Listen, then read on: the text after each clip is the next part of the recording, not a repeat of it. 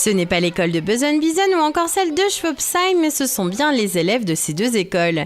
Ils se préparent pour la répétition générale avant le spectacle de fin d'année. 69 élèves de la maternelle au CM2 vont présenter le Magicien d'Oz devant leurs parents. Alors, nous avons décidé de faire le spectacle de fin d'année pour rassembler tous les enfants, présenter aux parents tout notre travail, puisque c'est un long projet, on le travaille depuis le mois de janvier, sur le thème donc, du Magicien d'Oz. Ça va être un beau spectacle parce qu'on a une super salle à Besançon avec plein de technologies, des images, de la musique, du son, des projecteurs. Et c'est surtout un travail pédagogique puisqu'en classe, on a travaillé sur l'œuvre littéraire du Magicien d'Oz, plusieurs séquences en littérature avec tous les enfants. Pour préparer ce spectacle, les professeurs des écoles ont pu mettre en place de nouvelles activités.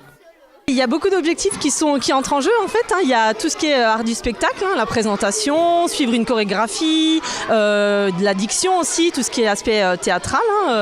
Donc pour les plus grands, parce que les plus petits, on a essayé de travailler avec des voix enregistrées, mais c'est leur propre voix. On a travaillé la mise en scène, donc vraiment tout ce qui a trait à l'art du spectacle.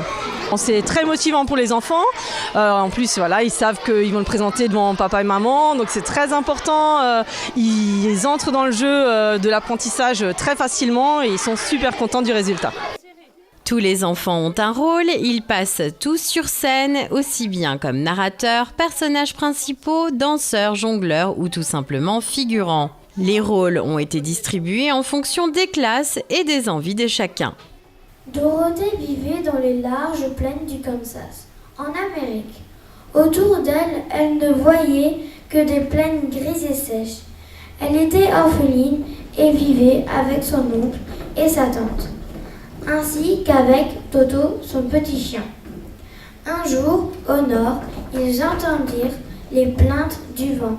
Une tornade arrivait.